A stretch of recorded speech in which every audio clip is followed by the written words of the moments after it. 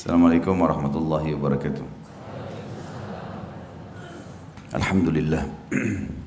Tidak pernah berhenti kita memuji Tuhan kita Allah atas segala nikmat yang dilimpahkan kepada kita. Kesehatan, kekuatan, dan segala fasilitas yang luar biasa. Kalau ingin dinilai dengan harta manusia, maka tidak akan pernah cukup untuk membayarnya.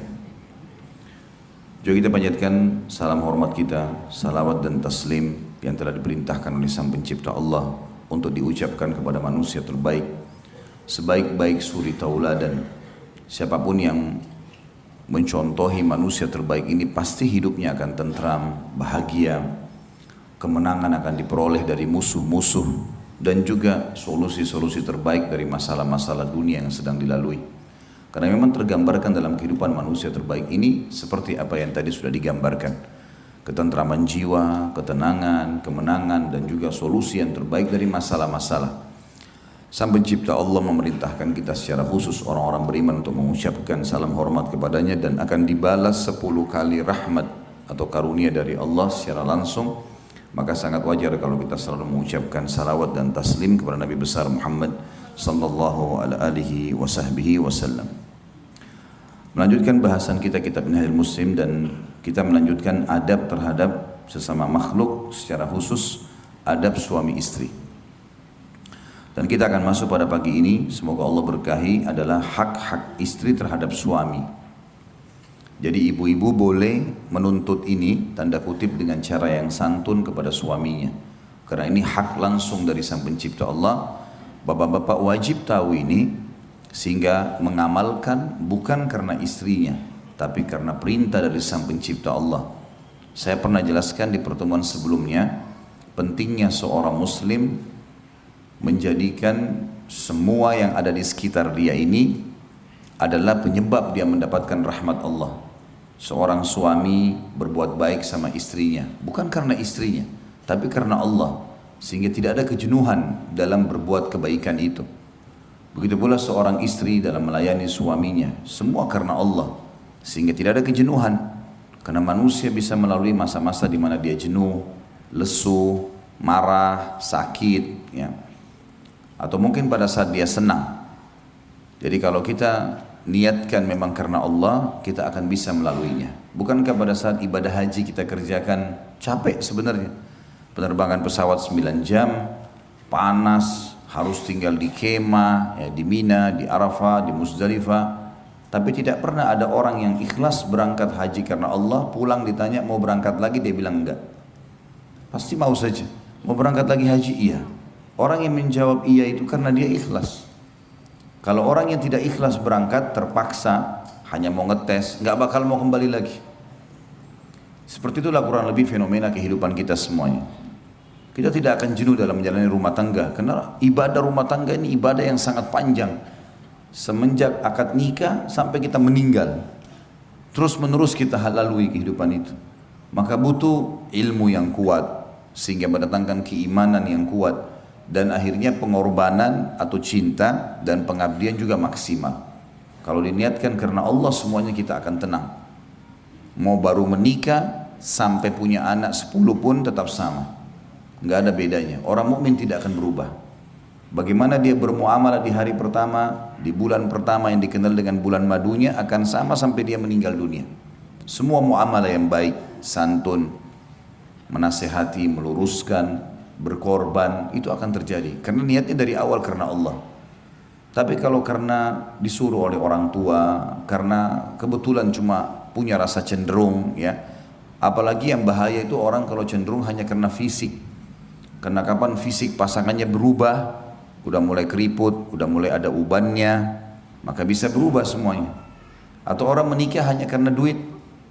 Pada saat suaminya kaya, iya. Pada saat sudah bangkrut, ditinggal. Itu banyak terjadi. Atau maslahat-maslahat dunia yang lain. Maka tentu setelah target tercapai, dia akan selesai.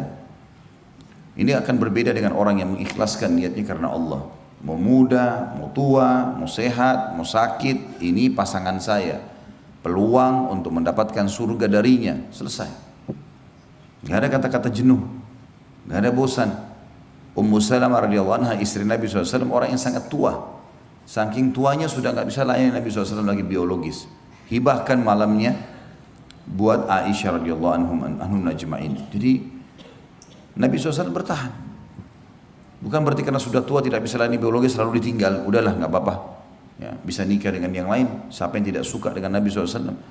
Tapi beliau menggambarkan rumah tangga itu. Bagaimana menjadikan pasangan ini adalah sebab kita mendapatkan derajat tinggi di surga. Hanya dengan senyum, hanya dengan bertutur kata yang santun, hanya dengan melayani, hanya dengan berkorban sedikit dengan uang, selesai. Dan ada ceramah saya di YouTube yang saya berikan judul Jalan Tol Menuju ke Surga. Itu rumah tangga. Makanya syaitan luar biasa ingin mengacaukan rumah tangga itu. Ada saja hal-hal yang dijadikan pemicu untuk kita ribut, untuk kita ya, tidak berinteraksi. Sebab senyum, sentuhan, biologis, bermesraan, pahala semuanya. Maka syaitan harus ngacauin itu.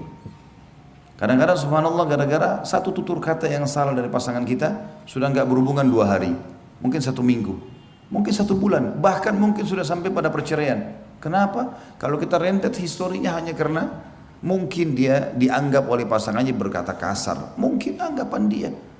Siapa tahu memang pasangan kita begitu cara berbicaranya. Harus kita mengerti, rangkul dia. Kekurangan pasangan bukan untuk ditinggalkan, tapi untuk dibantu keluar dari permasalahannya. Nasihati, luruskan, rangkul.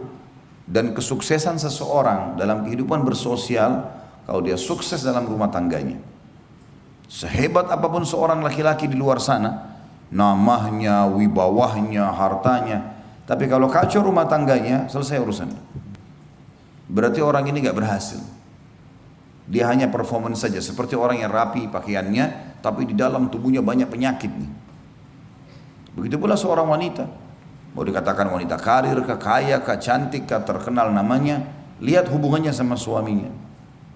Kalau dia baik sama suaminya yang sudah tahu luar dalam tubuhnya, maka berarti dia memang betul-betul baik. Tolok ukur selalu di rumah tangga. Dan ini sudah dijadikan oleh para ulama gambaran umum bagaimana menilai seseorang itu baik atau tidak di rumah tangganya. Kata Nabi SAW, khiyarukum li ahlihi. Orang yang terbaik diantara kalian adalah orang yang terbaik dengan pasangan hidupnya. Suami sama istri, istri sama suami. Itu baru manusia terbaik. Karena pasangan kita tahu semuanya. Kita bangun tidur, biasanya orang masih emosional, biasanya orang masih lesu, biasanya orang masih berantakan. Pasangan kita tahu tuh. Mungkin tidak semua orang tahu. Pada saat kita lagi hadapin masalah atau pada saat kita sakit, yang melayani adalah pasangan kita. Pada saat kita lapar, pada saat kita lagi makan, yang senantiasa menemani makan adalah pasangan kita. Dan seterusnya. Makanya Allah Subhanahu wa taala menyebutkan istri dan suami ini libas dalam Al-Qur'an. A'udzubillahi minasyaitonirrajim, antum libasul lahun, hunna libasul lakum wa antum libasul lahun. Mereka para istri itu adalah pakaian kalian dan kalian juga adalah pakaian buat istri kalian. Apa kata ulama tafsir? Pakaian fungsinya untuk apa teman-teman sekalian? Menutup badan. Apalagi? Memperindah, ya, menutup aib-aib kita. Itu pasangan suami istri. Jadi kalau ada suami istri yang saling membongkar aib ini, tidak layak jadi pasangan ini. Dia harus tahu titik luka di badan kita pun yang tahu istri kita, yang tahu suami kita. Orang lain nggak ada yang tahu. Gitu kan? Bahkan terkadang ada orang-orang yang luar biasa kalau memahami poin ini, bukan cuma hal-hal yang kecil hanya sekedar titik di badan. Ada seseorang mungkin yang bersedia untuk khidmah dengan pasangannya. Seorang dosen kami di Madinah, Dr. Saleh Suhaimi, semoga Allah jaga beliau. Salah satu staf pengajar di Masjid Nabawi, kebetulan salah satu istri beliau adalah orang kita dan pernah belajar dengan saya, seorang akhwat. Waktu beliau minta dicarikan jodoh, saya sampaikan ternyata ada yang mendaftar dan akhirnya jadi istrinya. Masya Allah sekarang sudah sampai 15 tahunan, sudah punya anak dan sudah warga negara sana kalau saya tidak salah di Madinah. Yang jelas beliau sempat cerita sama saya, karena beliau matanya buta gitu.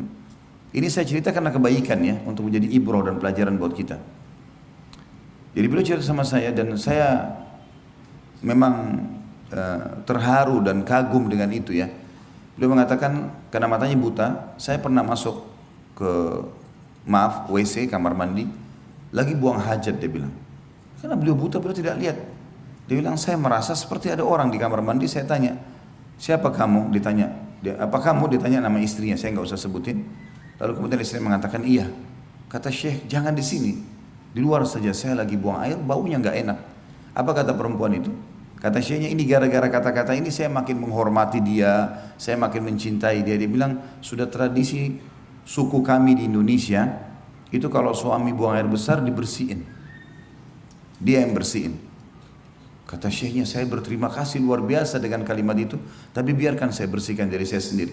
Setelah dia bersihkan, Syekhnya keluar lalu berbicara mengatakan, saya belum pernah menemukan ada istri, walaupun beliau poligami, yang memiliki niat seperti kamu. Luar biasa kebaikannya. Jadi ada orang sampai pada tingkat khidmah pada pasangan itu udah melampaui rata-rata yang apa yang dibayangkan oleh umumnya orang, atau bahkan tidak dibayangkan.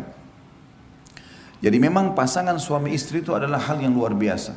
Saya sudah pernah jelaskan teman-teman sekalian, kalau orang tua kita meninggal, laki-laki, misalnya kita laki-laki di sini, ibunya meninggal, ya, maka dia tidak boleh mandikan ibunya.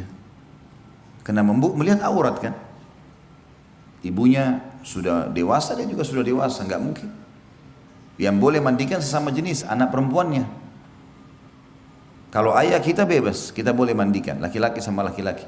Yang boleh mandikan perempuan. Sekarang balik juga, akhwat kita, ummahat kita di sini tidak bisa memandikan jenazah ayahnya, karena melihat aurat.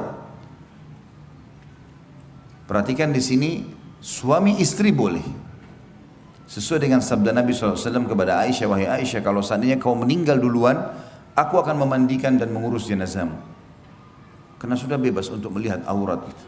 Kita tahu juga anak-anak kita kalau sudah sinnut tamyiz, umur 10 tahun, nggak boleh lagi kita mandiin. Laki-laki sini nggak boleh mandiin anak perempuannya atau lihat badannya walaupun belum balik. Ibu-ibu juga begitu kepada anak laki-lakinya, 10 tahun sudah nggak boleh. Dan umumnya Allah sudah buat mereka punya rasa malu. Biasanya kalau kita mau lihat, enggak, dia nggak mau tutup pintu segala macam, itu bagus, positif, nggak ada masalah. Tapi yang kita ingin titik beratkan adalah suami istri berlaku pada mereka segala sesuatunya. Yang selama ini badan kita selalu kalau masuk kamar mandi tutup, yang selama ini kita kalau mau keluar selalu tutup dengan kain, mereka bisa mengetahuinya atau pasangan kita bisa mengetahui. Jadi perlu difahami poin ini teman-teman sekalian. Ya. Rumah tangga itu adalah Allah memang menjadikannya sebagai tanda kutip pabrik manusia, dan saatnya di situ kita melampiaskan syahwat kita yang halal dan menikmati semua jenis kalimat, kata-kata, semua tatapan mata, semua ucapan, semua sentuhan bibir, semua sentuhan tangan, segala sesuatu. Maka harusnya kita faham poin ini. Pasangan kita diberikan hak oleh Sang Pencipta Allah dan kita harus penuhi. Kita sekarang bicara tentang haknya istri. Laki-laki di sini harus paham dan berikan itu karena Allah. Ibu-ibu juga bisa menuntut karena Allah tuntutannya, tentu dengan cara yang baik. Yang pertama adalah disebutkan oleh Syekh Abu Bakar rahimahullah, diperlakukan secara patut. Yang dimaksud secara patut adalah sebaik mungkin, semaksimal mungkin. Seorang suami bertutur kata yang baik, memerintah dengan cara baik, mengingatkan dengan cara baik. Boleh tegas, tidak boleh keras. Boleh tegas, saya nggak suka ini, jangan diulangin. Tapi nggak boleh keras. Keras itu mencaci maki, ya, memukul, itu nggak ada dalam Islam sama sekali. Orang mukmin tidak akan melakukan itu. Nggak ada laki-laki mukmin itu main tampar, main tonjok, main tendang, itu semua manusia dari mana ini? Ya? Dari hutan rimba kali masuk, ya. Dari mana ini? Tonjok-tonjokan dengan istri. Bukan istri lawan antum itu. Hah? Itu lakukan di sana di kancah peperangan. Musuh saja kalau sudah menyerang nggak boleh ditonjok, ditawan, apalagi istri. Ya. Baik lisannya fokus dengan pasangannya.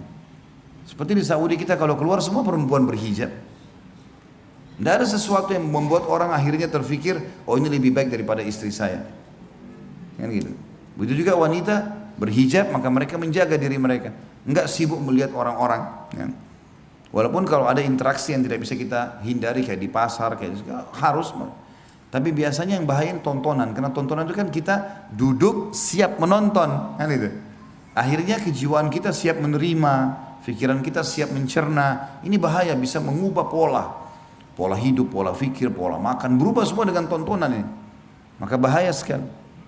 Makanya ada orang kadang-kadang nuntut pasangannya melampaui batas. Kamu harus bisa menari seperti perempuan itu. Kamu harus bisa, laki-lakinya juga menyanyi seperti laki-laki itu. Ya susah lah. Ya. Apalagi lagu India, mana ngerti dia? Nggak bakal bisa itu. Maksa pasangan kita seperti orang India, gimana cara? Kita ini orang Melayu, orang Indonesia, beda alamnya, gitu kan?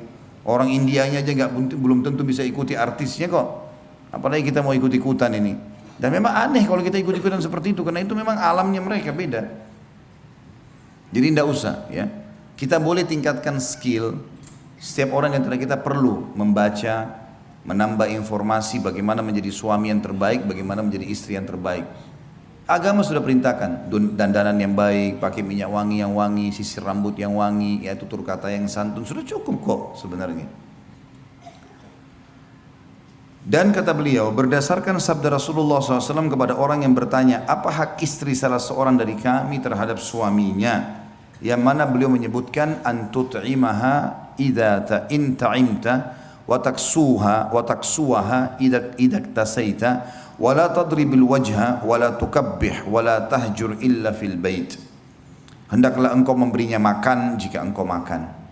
Jadi ini makanan penting sekali.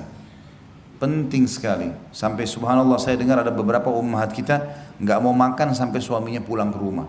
Ini satu penghargaan yang luar biasa gitu. Akhirnya suaminya juga jadi tahu dia enggak akan makan di luar.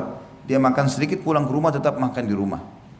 Saya sampai sekarang punya kakak ipar di kota Makassar, Masya Allah. Dia menikah dengan kakak saya perempuan. Itu sampai sekarang dia sendiri bilang sama saya kalau di luar tidak makan, pulang ke rumah. Karena dia panggil nama kakak saya, dia bilang masak buat saya. Jadi sudah bertahun-tahun anaknya sudah sampai menikah, sudah ada cucunya malah.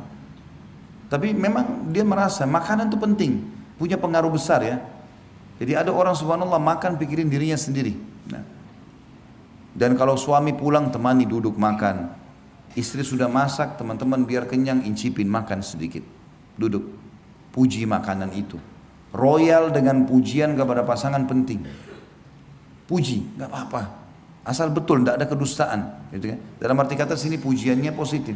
Misal kita mengatakan makanannya Masya Allah masih hangat ya. Yang positifnya mana? Mungkin makanannya asin, tapi kita cari yang positifnya. Oh ini makanan hangat enak ya. Cocok kalau musim lagi udara begini. Ini pas sekali bumbunya atau apalah ya. Mungkin kalaupun ada kekurangan sedikit nanti lain kali dikurangin ininya ya. Dengan santun, dengan baik ya. Kan bisa semuanya nih. Asal mau saja masalahnya. Kita kadang-kadang tidak mau atau bahkan mungkin belum punya pengalaman, belum tahu akhirnya tidak melakukannya. Atau mungkin kedangkalan pemahaman terhadap hukum syar'i. Rasulullah SAW menyebutkan hak pertama bukan rumah, bukan transportasi, makanan. Berarti makanan punya pengaruh besar loh. Sampai saya pernah bilang di dalam pelatihan rumah tangga, saya bilang ibu-ibu kalau mau suaminya tenang di rumah, penuhi 3 hal. Tatapan matanya, perutnya dan kemaluannya. Karena memang wanita, laki-laki itu suka kalau dia pulang ke rumah semua sudah rapi, istrinya sudah wangi, tatapan mata. Dia akan rindu untuk cepat kembali ke rumah. Ya. Kalau setiap pulang ke rumah ngomong mulutnya Masya Allah baunya, ya. Dekat sedikit juga ketiaknya baunya Masya Allah. Ya. Larilah si suami. Dia berharap pulang kapan istri saya tidur nih, mudah-mudahan kalau saya pulang dia sudah tidur. Ya. Karena takut ketemu. Kadang-kadang ada perempuan gitu dinasihatin. Bagaimana cara bahasanya? Ini saya baru beliin odol baru ya. Nggak ngerti dia. Ini odol baru ini wangi gitu. Dia nggak ngerti, oh iya dikasih pembantu. Atau dia taruh saja dia nggak pakai. Ini harus peka memahami masalah-masalah seperti ini. Sensitif sekali. Baiklah, masalah makanan penting. Dan teman-teman kalau makan sesuatu di luar enak, laki-laki belikan istri. Bawa ke rumah. Ini tadi saya makan enak, beliin. Oh saya sudah kenyang nggak apa-apa, yang penting kamu sudah tahu, tadi saya makan ini. Kan dia merasa ada kontak batin. Karena makanan kita perhatian, begitu juga dengan istri. Beli makanan apapun, keluar sama teman-teman, lagi ke Bogor, lagi kemana, keluar sama keluarga, tentu ada mahramnya misalnya sama keluarga. Kemudian pulang bawa makanan khas. Tadi saya makan ini enak loh. Ya. Bungkusin, buatin buat suami misalnya, itu penting. Memberinya pakaian jika engkau berpakaian. Ini yang tadi saya bilang berimbang di antara keduanya. Berimbang ya. Pakaian-pakaian dipakai semuanya bagus, santun, baik ya. Dan boleh kita menikmati pakaian ya, tidak ada masalah. Janganlah memukulnya pada wajah dan jangan menjelek-jelekkan. Ini yang paling banyak berbekas pada jiwa wanita, bapak-bapak sekalian. Jangan pernah jelekin dia. Udah selesai. Gak usah bilang kamu dasar pendek, kamu dasar gembut, kamu dasar begini. Ini hindari semua. Karena kata-kata yang kita ucapin itu terekam sampai dia mati. Kata-kata yang dia ucapin bagi kita sudah dibuang.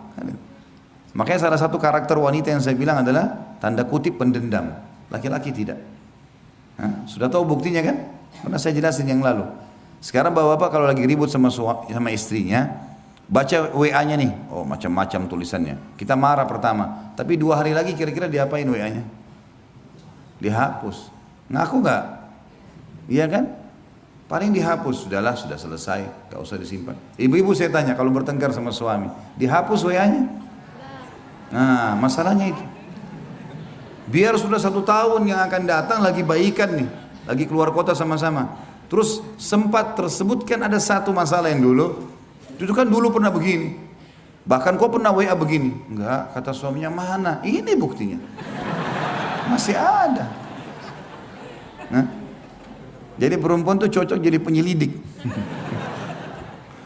Suka nyimpan-nyimpan. Sekarang ibu-ibu saya ajar caranya, ikuti cara laki-laki dalam masalah ini. Ada sesuatu, udah selesai, clear masalahnya, hapus semuanya. Gak boleh disimpan. Karena itu pemicu syaitan. Bahaya sekali. Gak usah ingat-ingat kata-katanya lagi. Sudah selesai. Orang mukmin harus clear. Allah saja kalau kita minta maaf dimaafin kok. Dan dihapusin semua bekas-bekasnya. Masa kita enggak gitu ya. Jadi hati-hati, jangan pernah memukul. Wajah terutama. Wajah itu dimuliakan sama Allah. Banyak orang tampar segala macam ini. Hati-hati bapak-bapak. Dan jangan menjelek-jelekkan. Jangan menjelek-jelekkan. Wajah istri untuk dicium, bukan untuk ditampar. Ya, untuk ditatap, bukan untuk ditampar. Hati-hati. Dan banyak laki-laki yang luar biasa kasarnya. Ya. Jangan menjelek-jelekkan, jangan pernah jelekkan dia, jangan pernah jelekkan perbuatannya, karena berbekas semuanya. Jadi rangkul untuk keluar dari masalah itu. Dan jangan memisahkan diri darinya kecuali dalam rumah. Ini yang tadi kita bilang hajar. Jadi nggak boleh pergi ke rumah orang tua, nggak boleh pergi ke rumah teman, di rumah saja.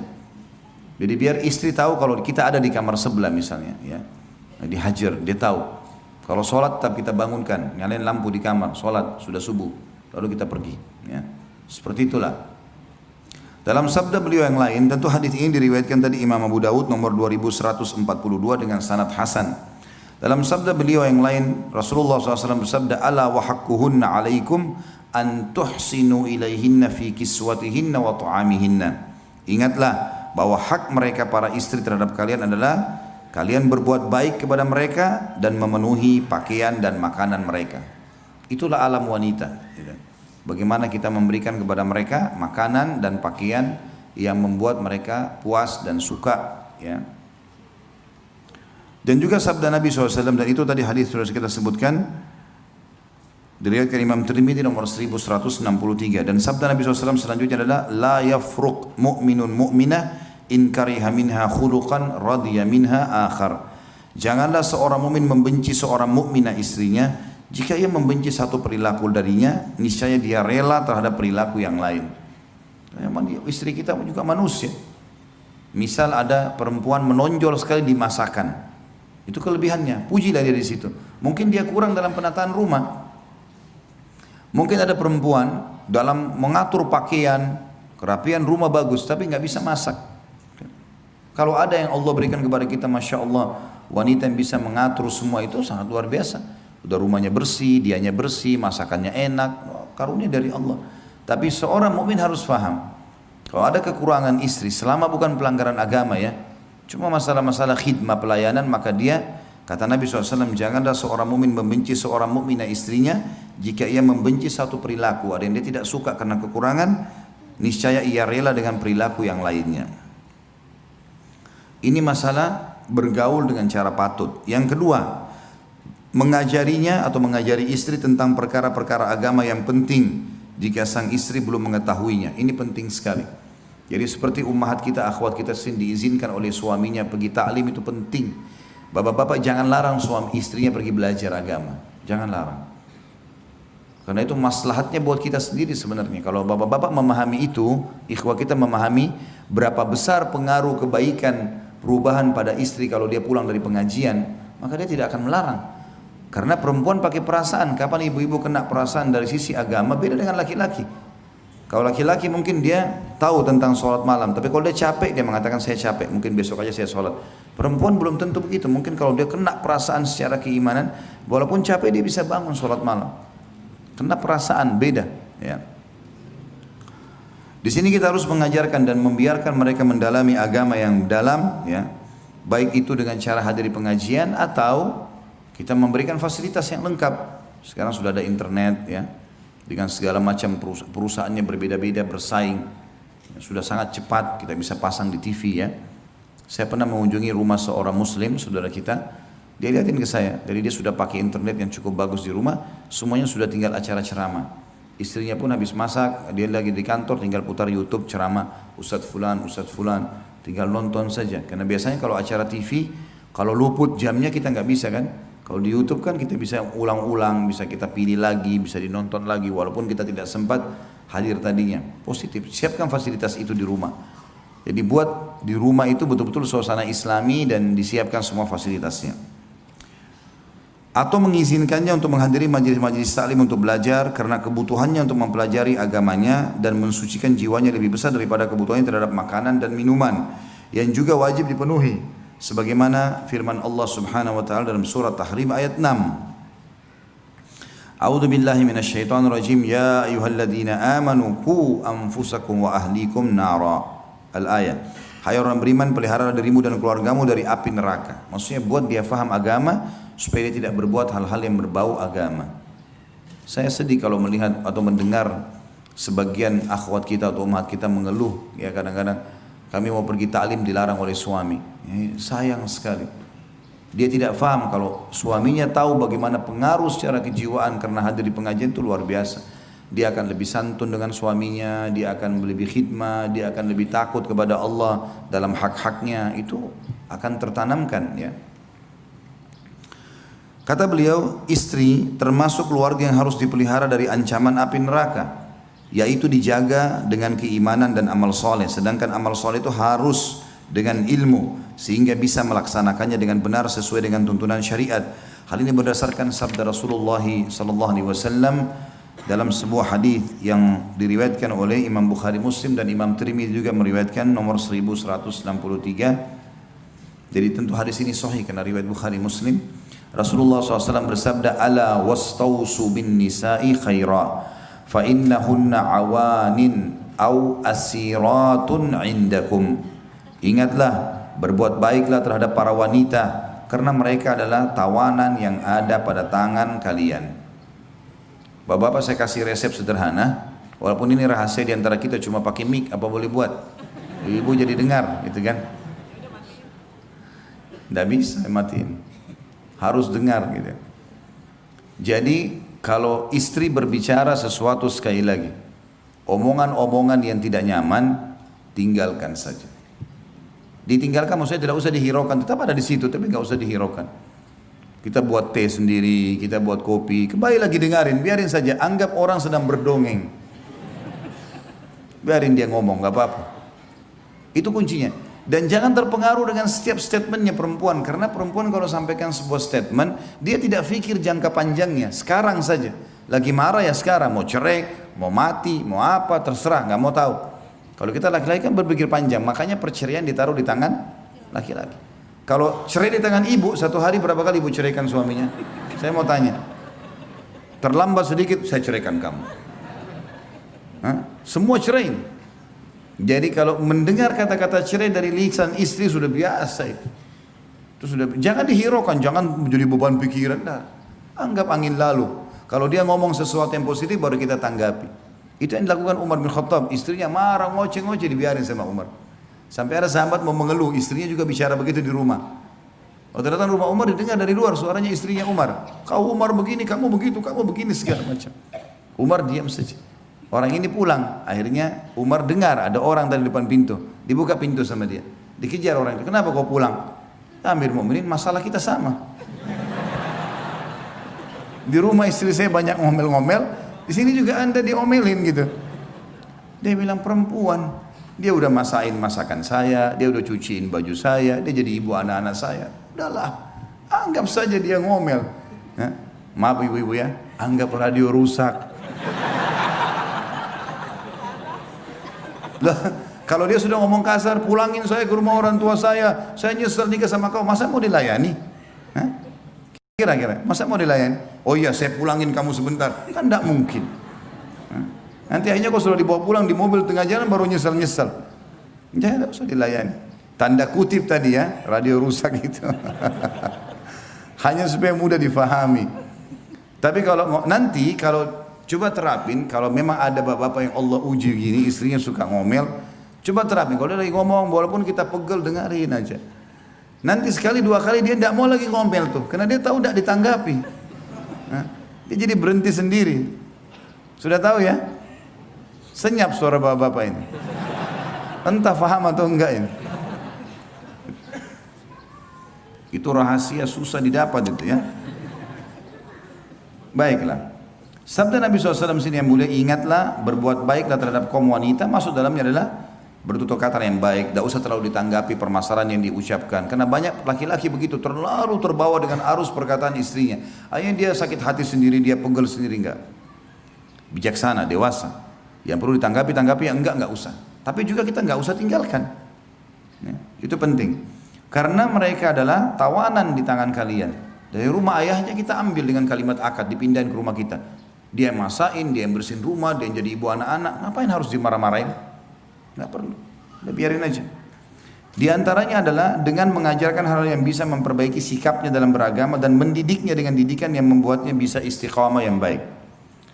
Yang ketiga, mendidiknya untuk menjalankan ajaran-ajaran dan adab-adab Islam serta menghukumnya bila menyelisihinya, yaitu melarangnya bepergian sendirian atau menampakkan wajahnya. Ini tentu bagian pendapat mengatakan wajibnya cadar dan bertabarruj atau bersolek dan berbaur dengan laki-laki yang bukan mahramnya. Jadi dia suami di sini harus punya rasa cemburu kalau istrinya melakukan perbuatan yang salah. Ya. Jadi ini penting sekali. Perempuan itu suka kalau kita seperti mencemburui dia, ya. Kalau laki-laki terbalik. Ibu harus tahu laki-laki tidak suka dicemburui, ya. Dia suka kalau ditaati, dipatuhi, iya, dicemburui enggak. Jadi ini fitrah yang ada ya. Allahu alam kalau ada yang keluar dari fitrahnya. Nah, kita enggak tahu nih. Kalau ada laki-laki sini suka kalau suami istrinya cemburu, ini masalah buat dia. Ya, masalah. Karena umumnya tidak suka, ya. Perhatian ekstra juga itu tidak perlu.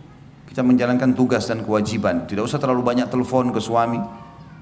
Suami juga tidak usah terlalu, jangan juga tidak telepon sama sekali. Imbangi. Ya.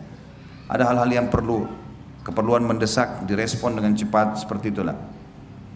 Dan kalau dia melanggar agama di sini harus dihukum. Hukum ada arti kata dia harus diingatkan. Ya.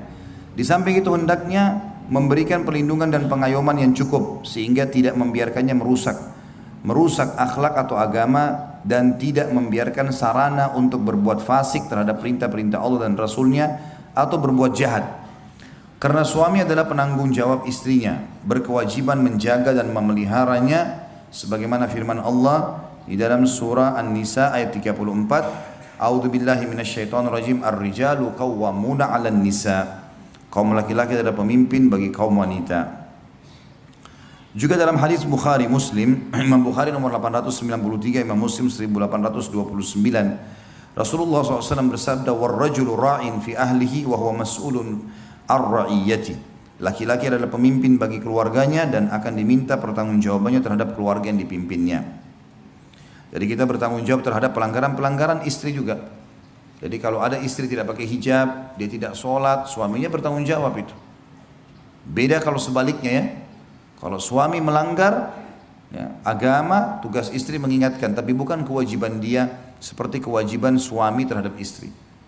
Karena posisi suami pada istri sama dengan posisi orang tua pada anak.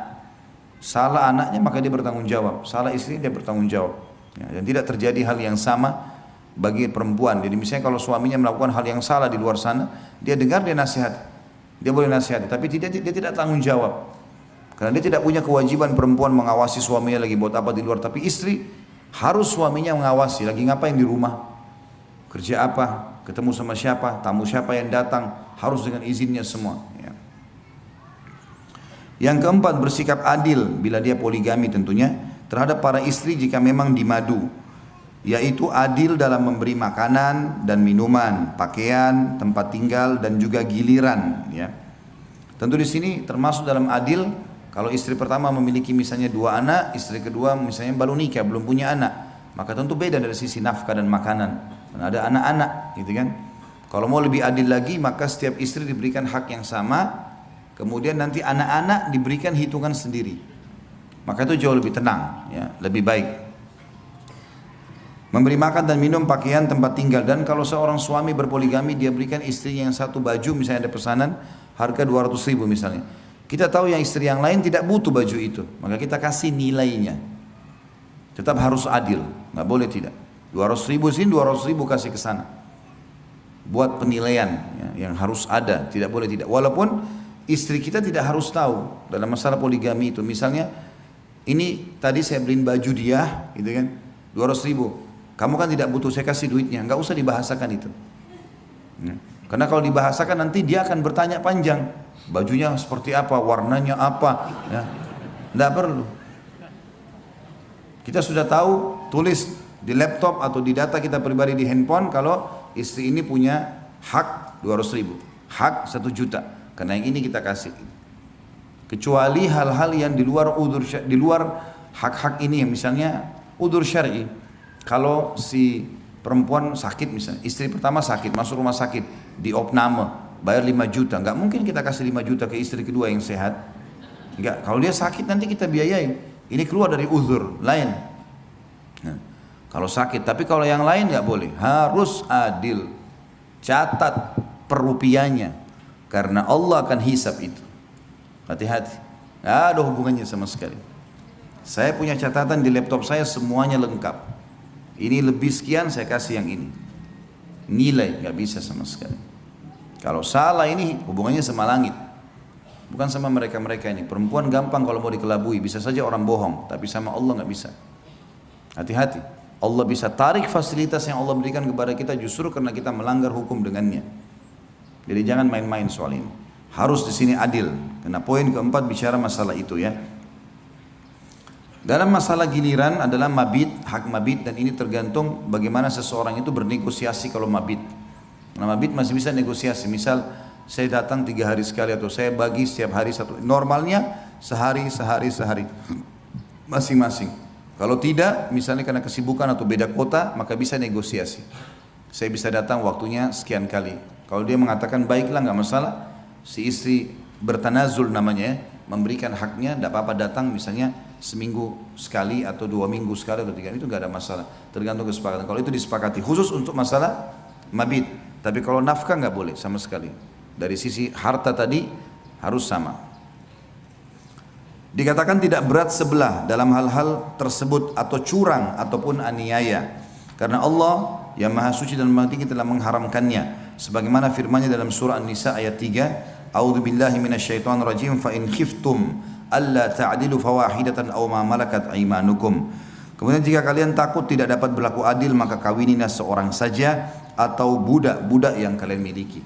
Maksudnya harta rampasan perang kalau ada, kalau kita tidak bisa nikahi orang-orang yang bebas, maka nikahilah tawanan-tawanan perang itu dan diajak masuk Islam, ya. Seperti itulah yang dimaksud, supaya biasanya sisi maharnya lebih murah, pola hidup lebih sederhana karena dia ingin diselamatkan dari keterbudakan itu. Rasulullah SAW telah berwasiat untuk berbuat baik terhadap istri sebagaimana sabda beliau di dalam hadis At-Tabarani dengan isnad hasan riwayat Tirmidzi 3895, khairukum li ahlihi wa ana khairukum li ahli. Sebaik-baik kalian adalah orang yang paling baik terhadap istrinya. Ini tolok ukur suksesnya seorang laki-laki. Setinggi apapun jabatan dia, ya, sebanyak apapun titelnya, setampan apapun dia, lihat hubungannya sama istrinya. Baik sama istrinya, tanya istrinya baik gak suami? Kalau baik dia bilang ya sudah, gitu kan. Dan kata Nabi SAW, aku adalah orang yang paling baik di antara kalian terhadap istrinya. Artinya contohi aku dalam bermuamalah, maka kalian akan dapat yang terbaik. Karena kita kalau contohi orang yang baik, kita akan, apa akibat buat dia akan kena akibat buat kita.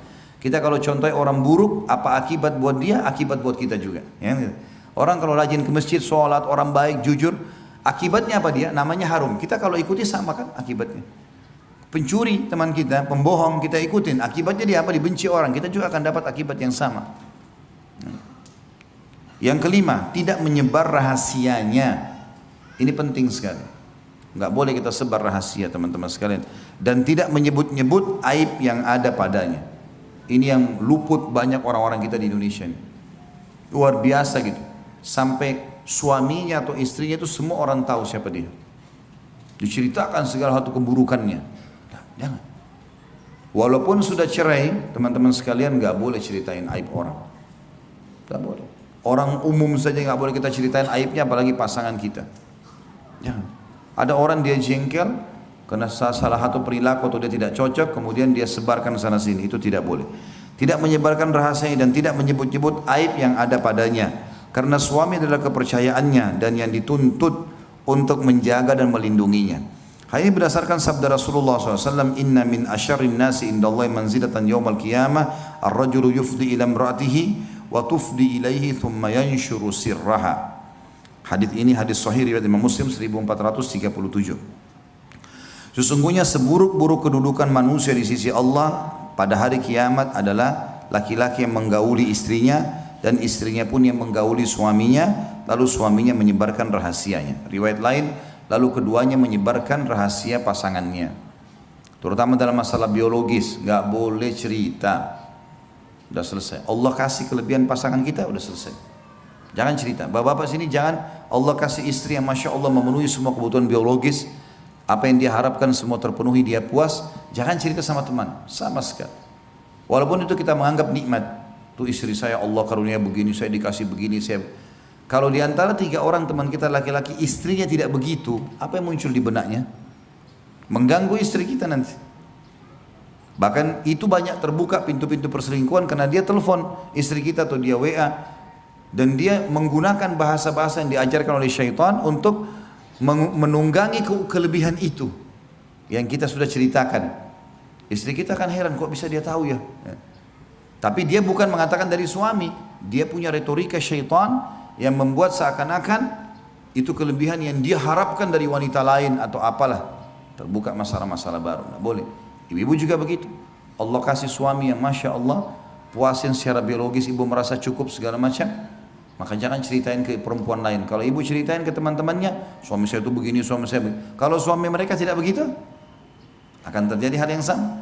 Dia akan ganggu suaminya ibu, dan dia akan menggunakan tadi sama kalimat-kalimat syaitania, seakan-akan dia berharap laki-laki seperti ini, seperti itu. Padahal itu ada pada diri kita. Akhirnya nanti kita terpengaruh, kan itu. Jadi masalah. Makanya kata Nabi SAW di sini, sesungguhnya seburuk-buruk kedudukan manusia di sisi Allah, Allah benci sekali adalah pada hari kiamat nanti. Laki-laki yang sudah menggauli istrinya dan istrinya pun menggaulinya, juga sama saling memuaskan, lalu suaminya menyebar rahasia itu atau dalam riwayat lain keduanya menyebarkan rahasia itu. Kita sekarang masuk ke hak suami. Ya. Tadi itu adalah hak istri, sekarang berimbang kita bahas hak suami. Ini bapak-bapak bisa tuntut dari istrinya dengan cara santun. Ibu-ibu juga harus tahu supaya menjalankannya.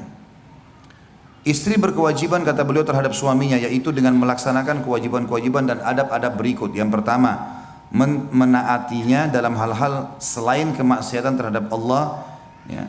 Sebagaimana Allah Maha Suci dan Maha Tinggi telah berfirman dalam surah An-Nisa ayat 34, A'udzu billahi minasyaitonir rajim, fa in ata'nakum fala tabghu 'alaihinna sabila. Kemudian jika mereka mentaatimu maka janganlah kamu mencari-cari jalan untuk menyusahkannya. Artinya wanita disuruh taat di sini. Temani saya keluar baik, buatin saya makanan baik. Semuanya karena Allah perintahkan, bukan karena suami. Dan apa susahnya ibu-ibu sekalian, saya tanya, hanya buat makanan, hanya hibur suami ya dengan kata-kata yang baik. Beban pikirannya diringankan, kemudian mati masuk surga. Apa susahnya? Enggak ada susahnya itu, mudah sekali. Ya, syaitan saja yang kadang-kadang membuat syaitan jin dan manusia. Nah, di antara manusia juga ada syaitan. Ya, mereka berpikir seperti syaitan, cemburu melihat rumah tangga kita misalnya. Kadang-kadang kita nggak tahu, apalagi ibu-ibu itu. Kadang-kadang subhanallah banyak ibu-ibu tidak tahu kalau temannya itu buruk. Berkedok depan dia seperti jadi pahlawan. Kapan ada nasihat dari teman suruh cerai, itu buruk. Nggak boleh didengar ini. Berarti ini bukan teman. Kecuali memang dasarnya suami kita suka mukul, pemabuk, lain. Kalau hanya masalah-masalah kecil, lebih baik kamu cerai. Nanti dapat laki-laki yang lebih baik. Ini sudah teman tidak benar ini. Sudah nggak benar. Karena cerai dalam Islam tidak dibolehkan kecuali darurat sekali. Kalau dia malah nasihatin kita baik-baik, mestinya coba cara ini, coba cara begini, cara-cara yang positif lah. Kita anggap itu adalah pencerahan, itu nggak ada masalah. Tapi sekali lagi memang saya bilang Bapak Ibu sekalian, jangan pernah menggunakan jasa orang ketiga kecuali ahlinya. Itu pun ahlinya harus ulama yang besar, yang punya pengalaman yang luar biasa sehingga memandu kita pada poin yang benar. Kita juga kalau bertanya to the point. Saya punya masalah seperti ini, apa jalan keluarnya, apa sarannya, apa nasihatnya dan seterusnya. Dikatakan di sini juga Rasulullah SAW bersabda dalam hadis yang sahih riwayat Bukhari nomor 3237, Muslim 1436, "Idza da'a ar-rajulu imra'atahu ila firashihi falam ta'tihi fabata ghadbana 'alaiha la'anatha al-malaikatu hatta tusbih." Jika seorang laki-laki mengajak istrinya ke tempat tidur lalu si istri tidak memenuhinya, kemudian laki-laki itu kesal terhadapnya, maka wanita itu dilaknat oleh malaikat sampai pagi. Nah, makanya syaitan menggoda untuk itu ya. Di sini perlu kita garis bawahi banyak manfaat dari hadis ini. Yang pertama kata para ulama adalah biologis laki-laki nggak bisa ditunda. Beda dengan biologis perempuan yang masih bisa ditunda. Ibu-ibu kalau masih pengen berhubungan biologis sama pasangan, tapi suami lagi safar segala macam, dia masih bisa sabar. Kalau laki-laki susah sekali, karena berpengaruh kepada emosi jiwanya. Tanpa dia sadari, kita nggak sadar, tapi kadang-kadang terbawa itu. Jadi kalau ibu-ibu dapat suaminya suka marah, masalahnya di biologis. Coba ibu-ibu muhasabah deh. Mungkin seringkali ibu bengkalikan poin itu. Tidak ada laki-laki subhanallah menumpahkan sperma lalu emosi, nggak ada. Hah? Pada saat dia klimaks, dia tumpahkan spermanya, itu ketenangan jiwa dia dapatkan. Makanya ya seperti dia sedang mendapatkan sebuah kebahagiaan yang luar biasa. Umumnya laki-laki kalau setelah klimaks pasti ngantuk dan tidur. Beda dengan ibu-ibu. Ibu-ibu kan menerima sperma. Sperma itu komposisinya kata sebagian ulama ada komponen ada komponen apinya, panas. Jadi kalau ibu-ibu terima sperma biasanya tambah semangat bicara. Nah, jadi kalau ibu lihat suaminya habis klimaks tidur, itu memang normal dia. Ya, jangan ibu bilang, ya sudah tidur. Saya mau tidur nggak bisa. Memang ibu nggak bisa tidur, nggak bakal bisa tidur. Coba alihkan ke yang lain, nyapu, ngepel, masak. Nah itu baru bisa. Karena nggak bisa memang. Jadi yang tadinya buat suaminya bergelora itu pindah ke dia. Bayangin aja. Maka memang begitu, dia akan jadi semangat 45 di sini. Untuk bekerja, untuk segala macam. Ini yang pelajaran pertama dikatakan para ulama tentang masalah biologis di sini. Kenapa perempuan sampai dilaknat kalau tidak layani biologis suaminya? Apa sebabnya? Karena suami itu akan berinteraksi dengan alam luar. Kalau ini bermasalah dan dia tidak, imannya kurang, dia bisa berzina. Terjadilah kerusakan di muka bumi. Nanti ibu-ibu istrinya baru marah pada saat tahu suaminya selingkuh. Padahal sebenarnya permasalahan di rumah. Nggak ada orang yang kenyang itu masih mau makan. Susah sekali. Kecuali darurat mungkin ada hal yang itu. Tapi kalau umumnya nggak bakalan. Itu kan intinya. Makanya Rasulullah SAW di sini ya menekankan sekali laknat Allah, laknat malaikat datang kepada istri yang diajak tidak mau. Kadang-kadang mungkin karena jual mahal. Beda kalau ibu sakit ya. Ibu sakit ada udzur syar'i beda. Tapi kalau enggak boleh nolak. Ya. Ini pelajaran pertama dari hadis bahwasanya biologis laki-laki beda dengan biologis perempuan. Makanya tidak boleh ditunda laki-laki, perempuan masih bisa, gitu kan? Bahkan perempuan kalau tidak dipicu, tidak ada pemicu, tidak ada rangsangan, tidak akan berhubungan biologis, biasa saja. Kalau laki-laki enggak, lihat sesuatu pun sudah cukup untuk memicu biologisnya. Makanya dia harus terlampiaskan. Ini pelajaran pertama. Pelajaran yang kedua diambil di sini adalah cara menghadapi kaum laki-laki dan cara menghadapi kaum perempuan. Menghadapi kaum laki-laki di sini, ibu-ibu sekalian, itu dengan biologisnya. Biologis itu penting sekali dan harus sensitif. Jaga bau mulut, jaga bau badan, jaga warna pakaian, ya, penampilan, harus semua dijaga. Tidak bisa tidak. Jangan pernah bapak-bapak pulang rumah, kemudian mau biologi sama istri, tidak mandi, maaf, tidak membersihkan kemaluan, tidak cebok segala macam, tiba-tiba langsung main, mau dekatin istri. Mungkin istrinya sudah mandi, bersih dan seterusnya. Ya. Perempuan juga begitu, ibu-ibu jangan berpikir akan didekati oleh suami kalau memang dasarnya ada bau, sekarang sensitif sekali.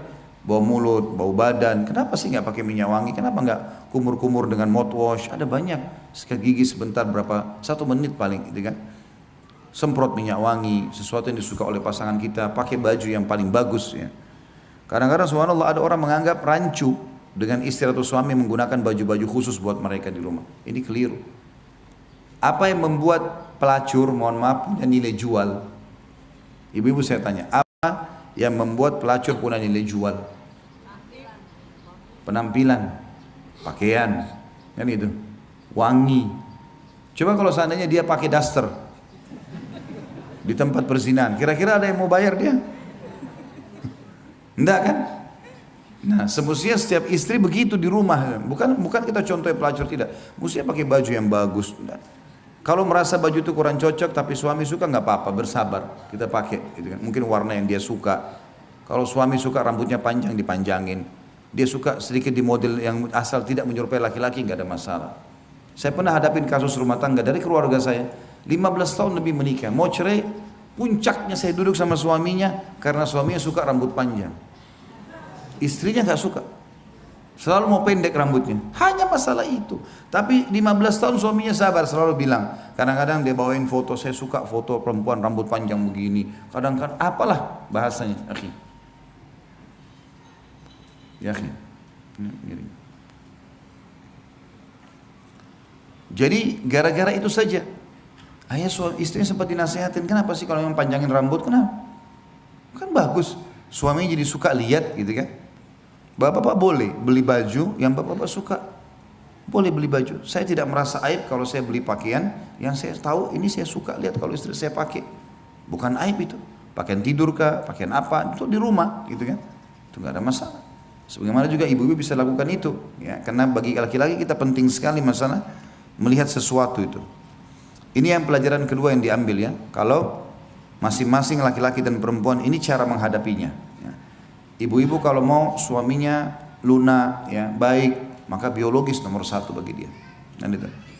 Dan perempuan juga harus tahu dari sisi lain kalau suaminya membutuhkan itu, melihat, ya dilayani segala macam. Laki-laki juga harus tahu untuk membuat supaya istrinya mau melayani biologis, dia penuhi semua tadi hak-haknya. Ibu-ibu sekarang kalau dikasih baju baru, dikasih sepatu baru, tas baru, gembira nggak kira-kira? Gembira. Nanti akhirnya bisa melayani biologis suaminya kan? Kalau suami nggak pernah bawa hadiah sama sekali di rumah, nggak pernah beliin baju, nggak pernah bawain hadiah apa, nggak pernah buat kejutan. Perempuan tuh suka dibuat kejutan loh. Nah bapak-bapak, nggak ada yang ngantuk kalau saya bahas masalah ini ya. Kalau kita laki-laki nggak suka kejutan, malah kadang-kadang sempat marah, ibu-ibu jangan buat kejutan buat suami. Masak boleh lah, dia suka sesuatu mungkin, tapi buat kejutan apa gitu kan, mungkin biasa saja. Kalau perempuan suka dengan kejutan, bapak buat kejutan sesuatu apa ya, yang membuat akhirnya dia gembira, sehingga biologis bisa terpenuhi karena berhubungan dengan masalah perasaan.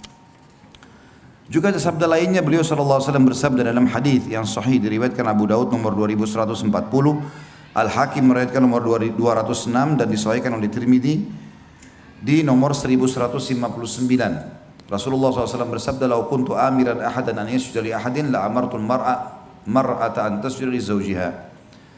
Jadi hadis ini ada sebabnya sebenarnya ya.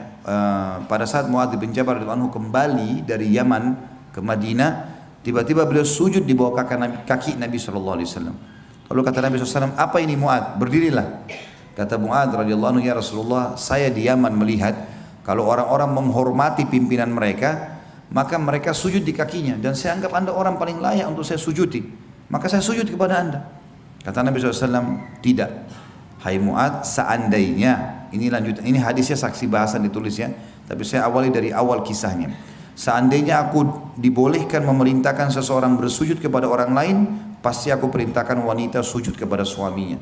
Perhatikan ya, tidak ada hadis ini bu, yang berbunyi saya akan suruh anak sujud pada orang tuanya. Nggak ada loh. Saking besarnya hak suami. Nggak ada hadis yang mengatakan saya akan suruh anak-anak sujud kepada orang tuanya. Padahal orang tua luar biasa kedudukannya. Bahkan ulama mengatakan tidak dibolehkan sama sekali. Tapi Nabi berikan perumpamaan kalau boleh sujud selain Allah, saya suruh istri sujud pada suaminya. Ada juga seorang wanita datang kepada Nabi SAW mengatakan, ya Rasulullah, dalam hadis sahih, saya mau menikah. Orang ini belum menikah. Saya mau menikah, tapi saya mau tahu dulu apa hak suami saya, supaya saya tahu nanti saya berikan haknya. Kata Nabi SAW, kalau dada suamimu luka dan bernanah, lalu kamu bersihkan dengan lidahmu, bukan dengan kain, maka kau masih belum bisa memberikan haknya. Aisyah mengatakan radhiyallahu anha, hai para wanita, kalau kalian tahu hak-hak suami kalian dari Allah, maka kalian akan mengambil debu kaki mereka diletakkan di pipi kalian. Karena suami orang asing, bukan ayah kita, bukan kakak kita, tiba-tiba semua makanan, pakaian, tempat tinggal harus dipenuhi sama dia. Kadang-kadang bahkan ada, mohon maaf saya bahasakan ibu-ibu sekalian, ada istri yang tidak santun, udah minta uang bulanan marah-marah lagi. Hasil keringatnya orang diminta marah-marah, gimana itu? Tapi karunia Allah, Allah berikan kedewasaan dalam hati manusia. Laki-laki kadang-kadang walaupun suami istrinya begini, ya sudahlah dikasih. Kadang-kadang minta maaf ya, telat, padahal sebenarnya hasil keringatnya. Ya. Kalau mau dipikir siapa orang ini, enak bener, saya yang banting tulang setengah mati. Kadang-kadang dihukum kalau telat, ya, harus nagih utang sana sini, tapi akhirnya dia yang habisin, kasih makannya, minumnya, pakaiannya. Makanya haknya sangat luar biasa istri itu, suami itu harus diberikan di sini. Yang kedua, tadi itu mentaati pada hal yang ma'ruf, memelihara diri dan menjaga kehormatannya, menjaga harta dan anak-anaknya serta urusan rumahnya. Yang dimaksud dengan menjaga harga diri adalah tidak interaksi sama lawan jenis. Ya. Sudah cukup, tidak ada poliandri dalam Islam. Perempuan tidak boleh punya dua suami, satu suami. Tidak ada poliandri. Poligami bagi laki-laki ada, tapi poliandri tidak ada. Maka sudah ada suami, selesai. Nggak ada lagi laki-laki lain, sudah selesai. Lampiaskan di situ perintah-perintah agama, ya, semua yang dibutuhkan dari lawan jenis, sudah selesai. Sampai meninggal, insya Allah masuk surga. Kemudian yang dimaksud dengan menjaga harta dan anak-anak adalah titipan suami. Makanya saya pernah bilang kalau dalam bab nafkah, misal ibu dikasih ini nafkah ya 10 juta. Kemudian ternyata pengeluaran kita tiap bulan 8 juta. 2 juta ini harus dilaporin ke suami. Ini ada lebih 2 juta ya. Bagaimana? Kalau kita dengan santun baik kan, misalnya suami bilang sudah nggak apa-apa buat tabungan kamu misalnya, sudah jadi halal buat ibu. Itu pun kalau sumbernya dari suami, nanti misalnya 2 juta ini tiap bulan ibu tabung, misal dalam setahun kali 12 kan jadi 24 juta. Terus ibu mau investasikan, ibu bahasakan, jangan tidak. Nggak boleh. Saya mau usaha ini ya, pakai uang ini sudah saya tabung sekian. Maka insya Allah jalankan halal. Kecuali memang dasarnya uang itu dasarnya uangnya ibu sendiri. Misal ibu dapat warisan, ibu memang sebelum nikah sudah punya usaha, itu lain. Itu biar ibu keluarkan tanpa sampaikan suami, haknya ibu tuh, haknya ibu. Suami nggak punya hak di situ. Tapi kalau sumber dari dia nggak boleh, harus disampaikan. Menjaga anak-anak juga ini, ibu-ibu harus tahu, boleh pakai pembantu, boleh pakai babysitter, tapi tidak boleh membiarkan anak dididik oleh mereka. Banyak anak-anak muslimah akhlaknya seperti akhlak pembantunya. Nah, memang dia tidak pernah urus sama sekali. Bangun tidur, dia tinggal mandi, makan, keluar. Anaknya mana cuma dilihat sebentar. Oh sudah mandi, sudah selesai. Tidak, bukan itu. Duduk, ajarin kalimat-kalimat yang baik. Duduk, ya, ajarkan agama. Kalau lagi dimandiin sama pembantu, lihat, datang, benar nggak cara mandinya? Mungkin anak kita masih belum bersih cara mandinya. Mungkin dipaksa, gitu kan? Saya pernah temukan anak saya, setiap kali mau mandi, kayak orang yang ketakutan. Ketakutan luar biasa, kayak orang yang stres, trauma. Sampai saya panggil anak saya panggil anak laki-laki saya panggil, sini nak, coba masuk ke kamar mandi, saya coba mandikan. Alhamdulillah saya mandikan sendiri anak saya, umur 3-4 tahun, ya, sama sekali nggak nangis. Tapi saya lihat ternyata dia kayak orang trauma. Jadi selama ini kalau dimandikan oleh teman yang membantu di rumah ini, itu sering dipaksa, ditutup itu kamar mandi, dipaksa, disiramin langsung. Kadang-kadang tidak nafas, dia trauma dengan itu. Lihat kalau orang tuanya tidak awasin, saya bilang sama istri saya, lihat tuh. Bahayanya kalau kita cuma biarkan saja, gitu kan? Dia mandi sama saya nggak trauma sama sekali. Dan saya lihat sendiri waktu saya mau siram kepalanya kayak orang ketakutan, nggak mau.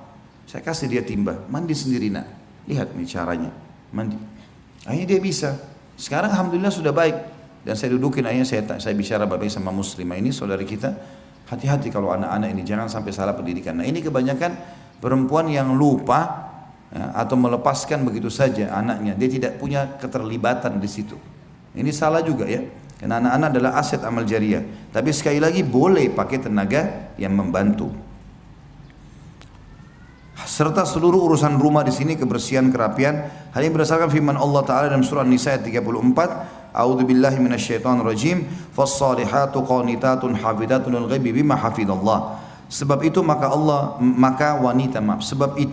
maka wanita yang salihah ialah yang taat kepada Allah lagi memelihara diri ketika suaminya tidak ada, oleh karena Allah telah memelihara mereka. Perselingkuhan ini bahaya sekali ya, apalagi kalau terjadi dari kaum wanita gitu kan. Rasulullah SAW juga bersabda dalam hadis yang sahih diriwayatkan Bukhari nomor 893, Imam Muslim 1829, wal mar'atu ra'iyatun ala baiti zawjiha wa waladihi.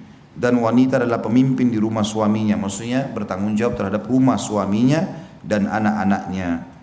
Juga sabda Nabi SAW di dalam hadis yang diriwayatkan Tirmidzi nomor 1163, fahakkuhum alaihinna alla yuti'na furushakum man takrahuna wa la ya'dhanna fi buyutikum liman takrahun. Maka hak kalian terhadap para istri kalian adalah agar tidak mengizinkan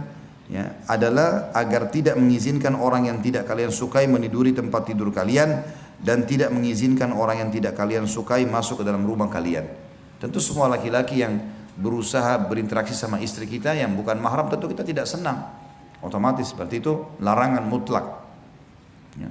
Karena bagaimana seorang istri, ranjangnya suami yang beli, lemarinya, listrik rumahnya suaminya yang bayar, lalu dia masukkan laki-laki lain di situ. Dari mana adab dan tata keramanya ini? Tidak mungkin ya. Haram dalam Islam itu. Ataupun dia berselingkuh di luar, nggak mungkin ya.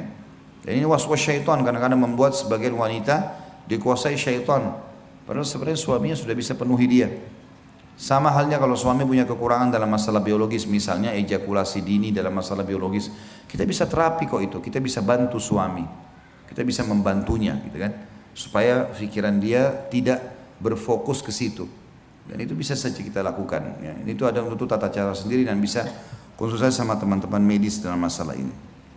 Yang ketiga, tetap tinggal di rumah suaminya sehingga tidak keluar ke rumah kecuali dengan izin dan kerelaannya, yang disertai dengan menundukkan pandangan, merendahkan suara, menahan diri dari berbuat buruk, memelihara lisan dari perkataan kotor dan jorok, serta senantiasa memperlakukan kerabat suami dengan baik sebagaimana sikap suami terhadap mereka. Karena tidaklah seorang istri dianggap telah berbuat baik terhadap suaminya jika ia berbuat buruk terhadap orang tua dan kerabat suaminya. Allah berfirman di dalam surah Al-Ahzab ayat 33, A'udzu billahi minasyaitonir rajim, wa qarna fi buyutikunna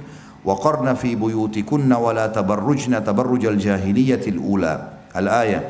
Dan hendaklah kamu para wanita tetap di rumah kalian atau di rumahmu, dan janganlah kamu berhias dan bertingkah laku seperti orang jahiliyah dahulu.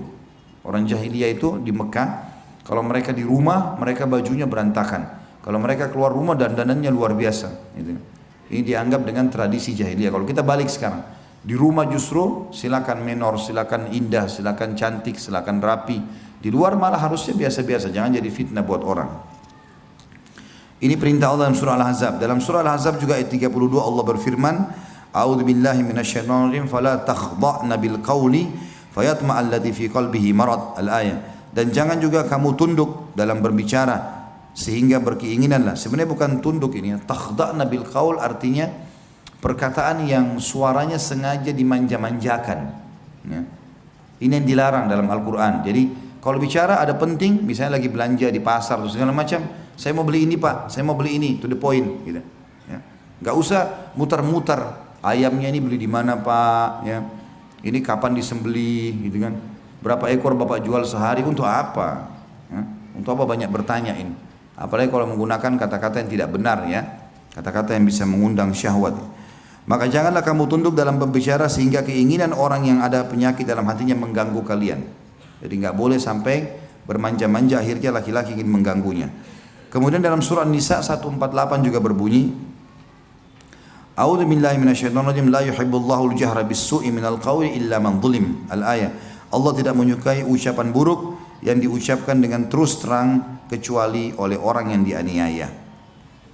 Juga dalam surah An-Nur ayat 31 Allah berfirman, A'udzu billahi minasyaitonir rajim, wa qul lil mu'minati yaghdudna min absarihinna wa yahfadna furujahunna wa la yubdina zinatahunna illa ma dhahara minha. Katakanlah kepada wanita yang beriman, hendaklah mereka menahan pandangan mereka dan memelihara kemaluan mereka, dan janganlah mereka menampakkan perhiasan mereka kecuali yang biasa nampak darinya. Artinya dia pakai hijab, selesai. Kecuali di rumah ya, sekali lagi ibu-ibu harus di rumah dandan rapi, tapi juga yang suami suka.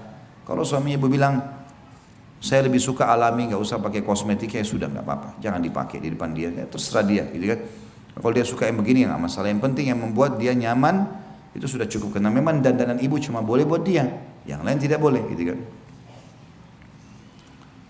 Kemudian Nabi SAW bersabda, khairun nisa'i allati idza nadarta ilaiha sarratka wa idza amartaha ata'atka wa idza ghibta anha hafidhatka fi nafsiha wa malik. Hadis ini hadis sahih riwayat Tabarani. Sebaik-baik wanita atau istri adalah yang apabila engkau memandangnya maka ia membuatmu merasa senang. Tatapan matanya syahdu, lisannya santun, ya, rambutnya rapi, badannya wangi, itu semua yang dimaksud di sini. Sebaik-baik istri dalam riwayatnya dikatakan wanita ahli surga. Yang kalau kau memandang kepadanya maka membuatmu merasa senang. Jadi ibu-ibu kalau dilihat sering ngomong dan suaminya tidak lihat ke dia maka muhasabah. Ya. Mungkin memang dia pakai baju-baju warna yang suaminya tidak suka gitu. Ya. Saya tahu pernah ada keluhan yang sampai kepada saya dari beberapa ikhwah, dia nggak suka dengan warna itu tapi istrinya suka pakai. Memang dia tidak suka, secara alami dia nggak suka memandang itu, tapi suka dipakai terus gitu. Maka jangan, hindari. Pakai sesuatu yang memang dia suka gitu ya. Apabila kau menyuruhnya maka ia akan mematuhimu, tentu pada hal-hal yang ma'ruf. Temani saya ya, buatin saya makan, iya semuanya ya. Dan apabila engkau tidak berada di sampingnya lagi safar, maka ia memelihara hakmu pada dirinya dan hartanya, dia tidak selingkuh. Juga sabda Nabi SAW dalam hadis yang lain, hadis riwayat Muslim nomor 442 dan Imam Ahmad 4641. Kalau perempuan itu boleh keluar, tapi keluarnya tidak boleh dandan-dandan, tidak boleh jadi fitnah bagi orang lain. Sebagaimana sabda Nabi SAW, la tamnau ima Allahi masajid Allah. Janganlah kalian wahai para suami melarang hamba-hamba Allah yang perempuan untuk mendatangi masjid-masjid Allah. Artinya mereka boleh keluar, tapi pada hal-hal yang ma'ruf ya, seperti ke majlis taklim begini, atau ke masjid lagi mau sholat tarawih misalnya di Ramadan nanti, atau apalah ya, yang kira-kira positif dia mesti silaturahim keluarganya, jangan dilarang, gak ada masalah. Tapi kita memberikan kaidah-kaidah syar'i ya. Jadi tidak boleh keluar dengan fitnah yang luar biasa ya. Ada perempuan kalau keluar luar biasa, semua mata memandang ke dia, sehingga hanya mengganggu permasalahan kehidupan tatanan sosial pun terganggu dengan dia ya. Apalagi kalau dia memang dasarnya supel sekali, ini bahaya. Ada perempuan juga terlalu supel, semuanya orang diajak ngomong, tidak ada masalah gitu kan. Jadi kita perlu tegur, jadi gini, ibu-ibu harus tahu ya, perempuan itu makin jarang bicara dan makin menata ya, perlu dia sampaikan, maka makin dihormati oleh laki-laki itu. Tapi kalau perempuan itu semuanya gampangan, gitu kan, maka oleh laki-laki dianggap remeh.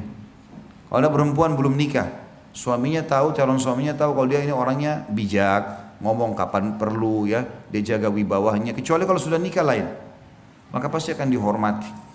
Yang beda perempuan yang murahan segala macam bisa disentuh, diajak ngomong, omongannya juga murah sekali. Semuanya gembar sana sini, sama ini bilang iya, sana bilang iya. Ini jadi masalah buat dia. Sampai Nabi SAW melarang mengkhidbah wanita yang sudah dikhidbah oleh laki-laki lain.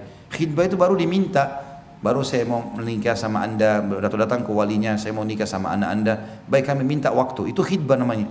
Selama belum dikasih jawaban iya atau enggak, maka berarti masa khidbah, enggak boleh ada laki-laki lain. Sampai begitu Islam menata. Karena perempuan tidak boleh sembarangan mengombar-gombir janji dia, bicara dia, memang harus jaga itu. Juga dalam hadis Nabi SAW yang lain tentang bolehnya wanita keluar tapi dengan izin suaminya adalah hadis diriwayatkan Bukhari nomor 5338 dan Imam Muslim nomor 442. Wa idza sta'dzanatil mar'atu ahadikum ilal masjidi fala yamna'ha. Jika istri salah seorang kalian meminta izin untuk ke masjid, maka janganlah ia melarangnya. Juga dalam hadis yang lain dan penutupan bahasan kita, riwayat Imam Muslim nomor 442, Ahmad 5082, Abu Daud 568 dan Tirmidzi 570, Rasulullah SAW bersabda, "Idzanu lin-nisa'i bil-laili ilal masajid." Izinkanlah para wanita pergi ke masjid walaupun itu di malam hari. Jadi dibolehkan, kalau selama ke masjid berarti baik. Sebagian ulama hadis mengatakan dimaksud dengan masjid adalah masjid secara umum. Memang dia mau datang untuk aktivitas masjid ya, pengajian, sholat, tidak ada masalah. Tapi kalau dia datang, masuk dalamnya juga kalau dia pergi kepada hal yang positif, kayak silaturahim keluarga, ngumpul-ngumpul sama para wanita salihah di waktu tertentu, tentu tidak setiap saat, makanya juga masuk di dalamnya dianjurkan untuk dilakukan. Ya, Allahu a'lam. Sampai sini bahasan kita, silakan kalau ada yang mau bertanya dan tentu sesuai dengan tema. Masya Allah. La haula wa la quwwata illa billah. Saking banyaknya masalah dan orang yang bermasalah konsultasi sama dokter kejiwaan. Baiklah, jangan tersinggung ya, saya cuma bercanda tadi. 2 bulan kenal suami saya, disuruh menikah sama orang tua karena almarhum orang tua sangat mengerti agama. Saya sudah menikah 11 tahun. Dari awal menikah sampai sekarang saya selalu dianiaya lahir batin. KDRT, penghinaan, tidak ada nafkah batin dalam setahun kalau tidak diminta. Selalu selingkuh, berbohong, tidak berbuat. Apa ini? Soal apa ya? Tidak mungkin terbuka soal keuangan ya. Misal gaji 40 juta tapi cuma bilang 10 juta. Sampai dia kongsi bangun usaha sama adiknya sampai 5 tahun sudah berjalan, saya tidak tahu sama sekali apakah dibagi hasilnya. Terakhir awal Januari kemarin suami menganiaya saya lagi hingga badan biru semua. Dan saya lapor polisi karena saya sangat sakit hati sekali. Bersambung. Baik. Tapi akhirnya saya lihat anak, apa ini? Akhirnya saya lihat anak lagi dan cabut lagi LP yang udah 3 kali ini karena kasihan sama anak. Tapi dia juga nggak berubah. Terakhir apa ini? Dia mengatakan dengan lisannya yang tegas, gue ceraikan lu sekarang juga. Saya bilang ya apa-apa kalau memang cerai, asal urusin cerainya sampai selesai dan beri hak-hak saya atau aku dan anak-anak sesuai dengan hukum agama. Tapi sampai sekarang dia tidak mengurus surat cerainya dan saya masih di rumah. Juga apa ini? Panjang sekali Masya Allah.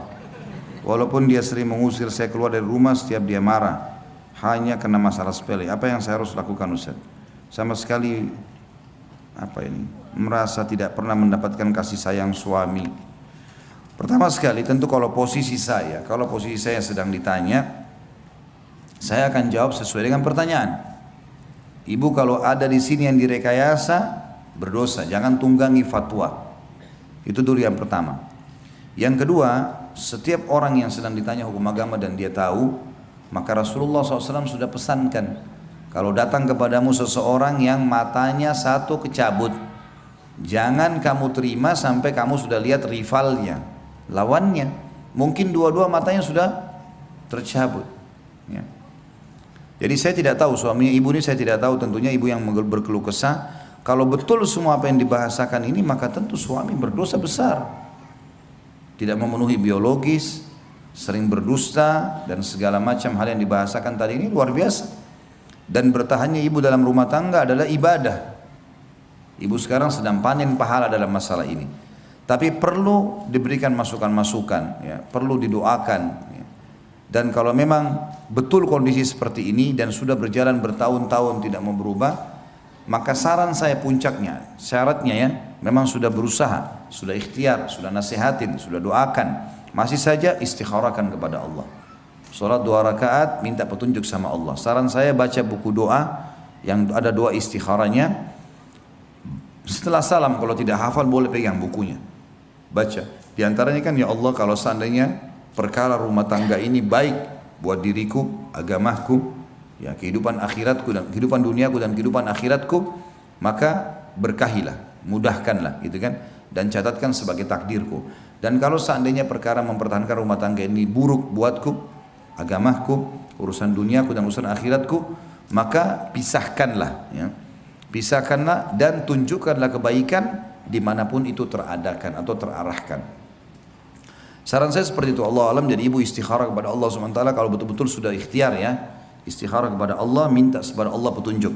Kalau memang Allah mudahkan dia akhirnya ajukan perceraian, berarti itu yang terbaik. Kalau misalnya dia tidak ajukan perceraian, ibu juga di rumah masih tetap ada nafkah ya, masih ada rumah, anak-anak masih bisa diselamatkan dari sisi agama, mungkin memang Allah malah ingin tinggikan derajat ibu dengan cobaan ini ya. Tapi kesimpulan dari semua yang pernah ditanyakan ini teman-teman sekalian, memang wasiat agama penting, luar biasa itu. Agama menyuruh kita menikah dengan orang yang beragama. Beragama ini penting. Laki-laki diwasiatkan begitu, perempuan diwasiatkan begitu. Sudah sering saya bilang, hadis Nabi SAW, tungkahul mar'atu li arba'ah. Wanita umumnya dinikahi laki-laki karena 4 hal. Limaliha karena kekayaannya, lihasabiha karena keturunannya, lijamaliha karena kecantikannya, walidiniha dan karena agamanya, fadfar bidzatid din taribat yadak. Pilih wanita yang beragama, hidupmu akan tentram. Itu bagi laki-laki. Bagi perempuan juga begitu. Rasulullah SAW bersabda, idza ja'akum man tardawna dinahu wa khuluquhu fazawwijuh illam taf'alu takun fitnatun fil ardi wa fasadun kabir. Takun fitnatun fil ardi wa fasadun kabir. Kalau hai wanita dan hai wali wanita, ayahnya, kalau telah datang kepada kalian laki-laki yang kalian ridhoi agamanya, beragama, sholat 5 waktu, faham agama, ya, dan akhlaknya, karena akhlaknya akan terbentuk perilakunya, santun tutur katanya, maka terima lamarannya. Kalau tidak akan terjadi kerusakan di muka bumi, fitnah dan kerusakan. Kata ulama terjadinya perceraian dan kekerasan di rumah tangga. Cuma qadarullah masya'afal ini sudah terjadi. Bagi yang belum terjadi, belum menikah, maka pilih baik-baik. Sampai kata Nabi SAW, wala amatun sauda'un kharma dhatud din khair. Wanita yang beragama walaupun budak berkulit hitam kharma, enggak ada pemisah hidungnya, lubang hidungnya satu, tetap beragama, itu lebih baik. Jadi saran saya tadi, Allah alam begitu, nasihatin, uruskan, kalau enggak istikharahkan, ikuti hasilnya setelah itu. 2 tahun yang lalu saya mengucapkan kata cerai dan langsung disetujui oleh suami. Setelah itu saya langsung pergi, dan memang sejak anak saya lahir sampai 5 tahun kami tidak serumah. Dan sekarang anak kami 7 tahun. Kami dipisahkan keluarga karena sering bertengkar. Anak dan suami di rumah mertua, dan saya tinggal sendiri, namun masih diberi nafkah lahir dan batin. Namun setelah lebih dari 3 bulan, di saat sedang berhubungan biologis, dia tidak berkata ingin rujuk, namun hanya karena kangen, karena takut pada keluarga yang tidak boleh kami bersama kembali. Apakah status kami sekarang Pak Ustadz? Apakah masih sah pernikahan kami atau tidak? Saya mohon solusi yang terbaik menurut agama dari Pak Ustadz. Yang paling pertama begini, semua pertengkaran di rumah tangga hindari. Tidak usah ribut-ributan, bertengkar nggak usah. Saya sudah bilang tadi solusinya, coba besarkan jiwa kita, yang benar maafkan, yang salah minta maaf, begitu saja. Clearkan, dan kita harus berbesar jiwa supaya pertengkaran tidak terjadi. Itu dulu yang pertama. Yang kedua, kalau yang dimaksud sini berhubungan biologis, masih kangen segala macam, itu kan bukti kalau memang sebenarnya masih butuh, gitu kan. Kalau berhubungan biologisnya itu di masa iddah 3 bulan pertama pengucapan kalimat cerai, maka boleh rujuk dengan cara seperti ini. berhubungan biologis, walaupun tidak bilang kita rujuk ya, enggak. Makanya pada saat masa iddah 3 bulan dari masa pengucapan kalimat cerai, seorang wanita dianjurkan tidak tinggalkan rumah suaminya. Bahkan dia dandan, dia berbuat kebaikan-kebaikan supaya suaminya tertarik untuk rujuk sama dia. Di masa iddah, setelah masa iddah dia boleh keluar dari rumah suaminya. Kecuali kalau suaminya buruk, pemabuk segala macam, ini lain. Ya, atau bahkan bisa membahayakan jiwa dia, bisa membunuh, bisa memukul segala macam, itu lain. Itu dulu. Jadi kalau dia rujuk atau berhubungan biologis ini, rujuk itu tidak harus kalimat ya. Boleh berhubungan biologis, boleh saling minta maaf. Tapi kalau sudah lewat masa iddah 3 kali masa haid, tidak boleh lagi seperti ini. Harus menikah ulang seperti awal. Seperti awal menikah. Dan kalau terjadi biologis ini tidak sah, dianggap perzinahan. Karena sudah lewat dari masa iddah, gitu kan. Ya, saya tidak tahu ibu ini sudah berapa lama berpisah tidak serumah, atau maaf, sejak kapan pengucapan kalimat cerai. Kalau tidak ada pengucapan kalimat cerai, berarti walaupun tidak serumah, status suami istri masih berjalan. Tapi kalau ada pengucapan kalimat cerai dari suami, maka otomatis seperti tadi hukumnya. Tapi kalau di sini ibu lihat anaknya, ya, sudah 2 tahun ya sini kayaknya, dari 5 tahun anaknya sampai umur 7 tahun anaknya. Kami dipisahkan keluarga karena sering bertengkar. Berarti memang belum ada kalimat cerai dari suami. Berarti ibu masih status istri. Suami datang temuin ibu, biologis segala macam masih halal, nggak ada masalah. Yang terakhir Bapak Ibu sekalian, saya sudah bilang jangan libatkan orang ketiga dalam rumah tangga, termasuk keluarga itu. Ini sudah rumit memang kalau keluarga sudah ikut campur. Kita sering cerita sama orang tua, cerita sama kakak, akhirnya mereka terbawa emosi. Dan seperti ini sebenarnya masih saling sayang, akhirnya nggak bisa kumpul, sembunyi-sembunyi. Saran saya terang-terangan, sampaikan kepada keluarga sekarang baikan, sama-sama rangkul suami, ibu rangkul suami, bilang kita baikan, kita baik-baik, kita jaga ini semua hubungan dengan Allah, karena Allah. Apa yang kurang dari saya ingatkan, apa yang kurang dari kamu saya juga akan ingatkan. Agama jadikan landasan. Lalu kita terang-terangan sampaikan ke keluarga, kalau kami akan kumpul kembali, udah selesai, gitu kan. Dan tidak usah sembunyi-sembunyi, karena ini bukan masalah yang haram kok, belum terjadi perceraian. Setelah anak tahu bahwa berhubungan antara suami istri adalah sedekah, bolehkah minta terus tiap hari ke istri? Istri kadang risih karena tiap hari apa ini? Tiap hari mandi. Boleh, kenapa tidak? Dan istri nggak boleh tolak, kenapa risih? Masa sesuatu yang enak ditolak? Nggak boleh tolak. Kenapa nolak? Kenapa risih? Yang risih itu kalau orang lakukan bukan sama suaminya, ya kan? Lagian kenapa harus malu kalau mandi? Orang tidak hubungan biologis kan juga boleh mandi kan? Nah, itu capek kalau jadi beban. Ya, kalau dijadikan beban, kalau dinikmati nggak bakal capek kok. Nah, apalagi kalau tahu ini adalah ibadah kan gitu. Jadi nggak ada masalah. Dan subhanallah hikmah Allah, dan ini terbukti secara medis ya. Laki-laki itu kalau dia sudah klimaks dia butuh waktu 20 menit sampai 25 menit untuk mengembalikan lagi keinginannya. Perempuan tidak seperti itu. Ibu-ibu sebenarnya tidak ada seperti laki-laki. Bahkan dalam satu kali hubungan biologis bisa berulang kali klimaks, bagi dia nggak ada masalah. Allah sudah buat itu. Makanya dia layani suaminya berulang-ulang pun dia tidak ada masalah bagi sebenarnya. Sebenarnya perempuan tidak akan ada masalah. Laki-laki justru ada masalah. Karena dia butuh waktu untuk menghidupkan kembali syahwatnya. Itu penelitian 20 menit loh, tidak mudah. Yang butuh waktu untuk itu. Ya. Jadi sekarang saya nggak usah malu, untuk apa risih. Ya. Saya sedang hamil 2 bulan, anak kedua. Akhir-akhir ini saya selalu merasa kesal jika suami mendekati saya. Saya pun tidak mau memenuhi kebutuhan biologis suami. Orang tua saya mengatakan mungkin karena bawaan sedang hamil. Apakah saya berdosa, Ustaz? Ada saran saya di sini, resep buat ibu-ibu supaya tidak punya masalah kalau hamil. Mau nggak? Ya nenek-nenek sudah nggak mau memang. Saya tahu pasti nggak mau nenek-nenek.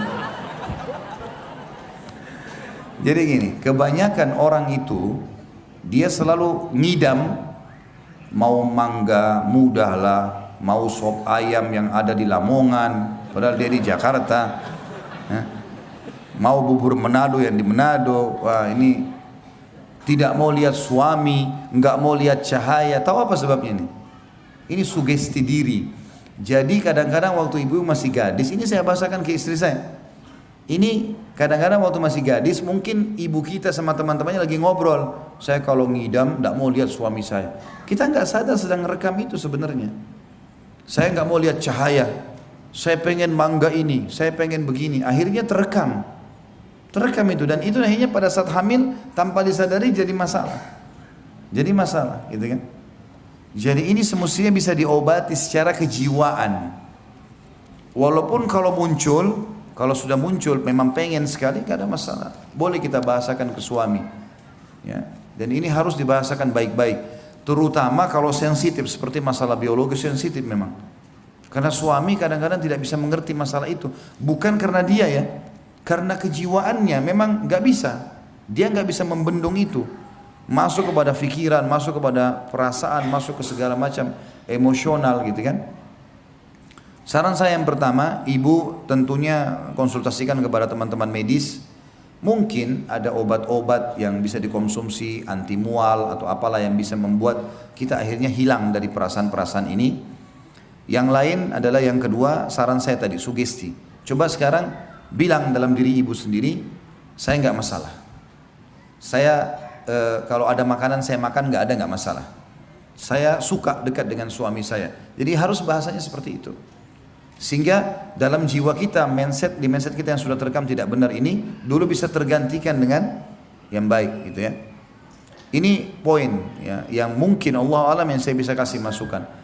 Kalau misal pun ibu datang perasaan dan banyak isti'adzah kepada Allah ya, karena tidak melayani suami ini dari syaitan biasanya. Kalau misalnya sudah konsultasi sama medis tadi poin pertama, ternyata memang ada hormon tertentu yang ibu miliki, mungkin tidak umumnya pada wanita, dan itu memang membuat perasaan tidak mau berhubungan biologis. Tentu pada saat konsultasi sama dokter, ajak suami. Jadi ibu tenang, suami juga tenang. Memang istri, misalnya dokter bilang memang istrinya bapak ini begini keadaannya, mungkin bisa dimengerti. Insya Allah kan dengan konsultasi sama dokter dia bisa paham. Atau mungkin ibu yang dibahasakan, indah bu, ini cuma sugesti ibu, nggak apa-apa, ibu biologis nggak apa-apa. Kita tahu wanita hamil nggak ada masalah dengan biologis. Itu cuma keyakinan orang Yahudi ya.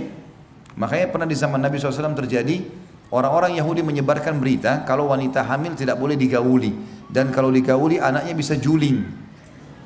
Begitu keyakinan orang Yahudi di Madinah. Maka sampai ke telinga Nabi SAW, maka Nabi SAW mengatakan itu tidak benar, dan boleh wanita hamil itu digauli, tidak ada masalah. Tidak akan berpengaruh sama sekali. Oh nanti keguguran, enggak akan keguguran. Kuasa Allah SWT itu ya, tidak ada hubungannya sama sekali. Bagaimana bila seorang suami yang menggunakan uang kartu kredit atau KTK tapi saya tidak pernah memakai uang itu dan saya disuruh bayar utang-utang dia.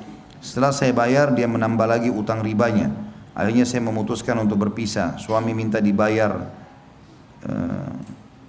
kalau dia harus berpisah saya harus bayar dia 1/4 miliar. Saya bayarkan apa yang dia minta. Bagaimana dengan sikap saya? Saya selalu minta maaf tapi dia tidak mau memaafkan. Saya ikhlas merawat ketiga anak saya karena beliau tidak menafkahi anak-anak. Ini sebenarnya masalahnya hampir sama ya, masalah sama karena dasarnya dari awal suaminya bukan orang yang beragama atau istrinya bukan orang yang beragama. Itu dulu poin.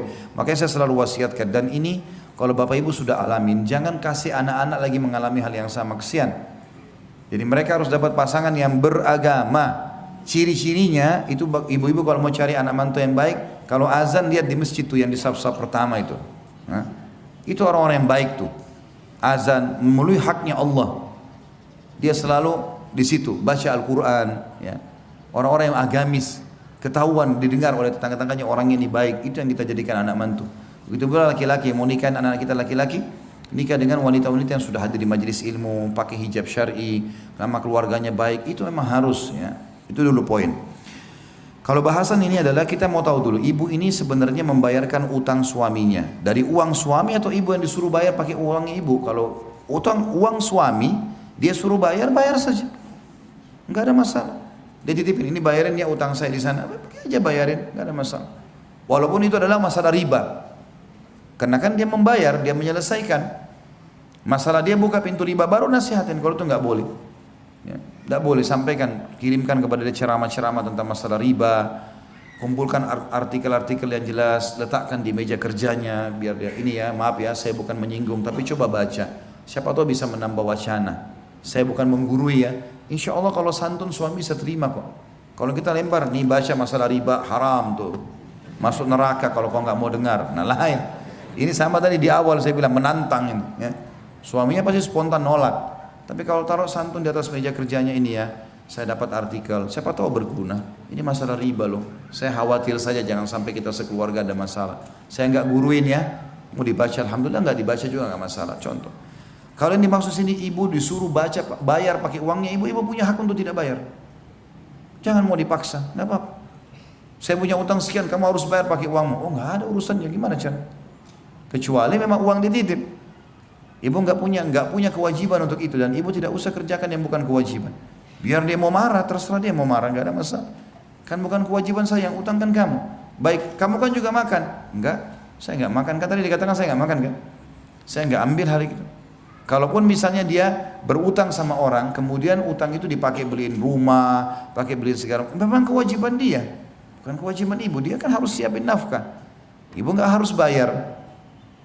Dan ini unik juga ini. Pada saat mau cerai, suaminya minta dibayar 1/4 miliar. Ini suami bagaimana model pikirannya? Saya bingung gitu ya. Semoga Allah kasih hidayah. Mestinya nggak boleh sama sekali. Malu laki-laki minta uang sama istri itu. Mana wibawahnya? Nggak boleh sama sekali teman-teman sekalian. Jangan pernah ucapin pada istri, berikan saya uang. Aib besar itu. Nggak boleh, kita yang disuruh nafkahi mereka. Dan tidak ada laki-laki yang dibiayai sama istrinya kecuali akan terhina depan istrinya. Itu nggak bisa. Biar istri kita orang kaya, kita mampu, kita cuma pas-pasan, tetap maaf ya, nafkah dari saya. Makan hasil keringat saya, punya harga diri. Kalau istri yang mengatakan, baiklah, tapi mungkin saya beli makanan juga, silakan beli, tapi nafkah dari saya. Saya cuma mampu beli nasi uduk 1 bungkus, makan, itu nafkah saya. Tidak apa-apa, jadi punya harga diri. Istrinya juga segan sama dia kan. Kalau ini seperti ini bahaya sekali, ngancam-ngancam segala macam ini. Allahu alam. Dan ini saran saya adalah sama tadi ya, poin yang pertama, kalau itu uang dari suami bayarkan utangnya. Kalau itu uang ibu disuruh bayar utang dia, jangan bayar, itu haknya ibu. Itu yang pertama. Yang kedua, kalau kasus sudah seperti ini, apalagi sudah bicara masalah pisah, maka selalu saya katakan istikharah lah. Salat 2 rakaat, minta petunjuk kepada Allah Subhanahu Wa Taala agar Allah berikan jawaban, ini dipertahankan atau tidak. Kalau yang lain sudah nggak ada lagi jawabannya. Banyak sekali, Masya Allah ini. Bolehkah membaca atau membuka HP suami tanpa seizinnya? Tidak boleh. Jangan ambil tugasnya malaikat. Untuk apa? Hah? Pusing-pusingin diri untuk apa ibu-ibu? Tidak usah. Tidak perlu penasaran. Tidak perlu. Dalam Islam tidak ada kata-kata penasaran. Tidak perlu. Kalau kemungkaran kelihatan depan mata, kita lihat dia jalan sama perempuan bukan mahramnya, nah itu kita wajib ingkar mungkar. Kalau nggak kelihatan, bukan urusan kita, jangan korek ini. Sibukkan diri dengan ibadah, tidak ada waktu Bapak Ibu sekalian. Ada waktu kita ini untuk ngurus. Bayangkan tersitanya waktu kita kalau kita sibuk mengetahui apa yang pasangan kita lakukan 24 jam. Nggak ada yang kita bisa lakukan, tidak ada produktivitas yang bisa kita lakukan. Nggak ada sesuatu yang kita bisa buat. Saya kalau mau tahu istri saya buat apa 24 jam, saya nggak akan bisa ngajar. Karena saya akan sibuk, WA-nya dikirim ke siapa, dia ngomong sama siapa, ini nggak ada. Allah yang ciptakan dia mengawasi, saya bilang sama istri saya nggak periksa HP kamu ya. Allah ada, hati-hati. Sebagaimana saya tidak mau juga HP saya diperiksa. Kita saling percaya, selesai. Kalau kelihatan kemungkaran depan mata baru kita luruskan, kalau enggak. Saya nggak mau pusing, dan ibu bapak sekalian juga jangan pusing, nggak usah. Ada malaikat tidak pernah tidur 24 jam. Catat kebaikan, catat keburukan. Yang di langit hukum, bukan kita. Nggak usah sibukkan diri dengan itu. Dan ingat, kalau kita baik, Allah juga buat pasangan kita baik. Kalau kita buruk, Allah buat pasangan kita buruk. Kan sabda Nabi SAW jelas. Kata Nabi SAW, kalau berbaktilah pada kedua orang tua kalian, Allah akan karuniakan kalian anak-anak yang berbakti dengan kalian. Jaga kehormatan, kesucian, kemaluan kalian, jangan selingkuh. Allah akan jaga juga kesucian pasangan kalian. Allah jaga dengan hikmahnya. Maka kita harus muhasabah mulai dari kita. Sama dengan kasus pemimpin yang zalim dalam bahasan kepemimpinan kan gitu. Kalau kita masyarakat baik, Allah kasih pemimpin yang baik. Tolak ukurnya itu kata ulama. Kalau pemimpinnya buruk berarti ada masalah dengan kita sebagai masyarakat. Kita yang jadi masalah. Muhasabahnya di situ. Kita muhasabah diri kita sendiri. Allahu alam. Jadi saran saya nggak usah bu. Ya. Mau kata penasaran kah, mau cari tahu kah, nggak usah. Kalau depan mata kita begitu. Sama juga saya sarankan ibu-ibu kalau mau tenang hidup, nggak usah kalau suaminya datang nggak cerita apa-apa, nggak usah bilang kok kamu nggak cerita apa-apa, ada apa sih? Nggak perlu. Dia cerita kita dengar, nggak cerita ya sudah. Banyak kegiatan yang lain kan, bisa baca buku, bisa segala macam. Kita ceritakan ke dia, anak-anak begini, tadi ada tamu, tadi ada begini. Nah, sebatas itu. Maka hidup akan tenang. Memang yang merumutkan masalah kehidupan kita ini karena begitu, terlalu banyak mencampuri hal-hal yang berhubungan dengan pasangan yang memang tidak ada hubungannya sama kita sama sekali. Allahu a'lam bishawab. Sampai sini saya Bapak Ibu sekalian karena sudah jam 11 lewat dan saya harus mengantar ayah saya ke bandara. Beliau lagi datang kebetulan dari Makassar. Dan sebelum saya tutup juga, tentu saya harap teman-teman jangan terlalu mudah menyebarkan informasi kalau belum memastikan ya. Kemarin saya ditanya sama teman-teman tim, Ustadz memang ibunya Ustadz meninggal, gitu kan? Ada banyak tersebar di WA, ibunya Ustadz Khalid Basalamah meninggal. Ibu saya meninggal tahun 1979. Saya masih 4 tahun. Sudah lama meninggal. Saya bilang sama teman-teman tim, kok ibu saya sudah meninggal lama baru sekarang mau ditahu ya? Ayah saya alhamdulillah menikah lagi, ada pasangan beliau dan ibu saya anggap ibu saya dan ada beliau di Jakarta dan akan berangkat hari ini ke Makassar. Jadi nggak ada. Tapi sudah diekspos di mana-mana. Ini harus hati-hati terima berita seperti ini, gitu kan? Sama juga informasi saya akan menemani ayah saya ke bandara, bukan saya yang ke Makassar ini. Ya. Tadi sudah ada berita begitu, katanya mau ke Makassar gitu. Padahal sebenarnya tidak. Allahu a'lam. Jadi kita harus lebih hati-hati, apalagi sebarin berita sebelum tabayun, tidak boleh. Yang begitu saya Bapak Ibu sekalian, subhanakallahumma bihamdika, asyhadu an la ilaha illa anta astaghfiruka wa atubu ilaik. Wassalamualaikum warahmatullahi wabarakatuh. Akhir seperti tadi ya, sudah ambil belum? Bukunya sudah ambil.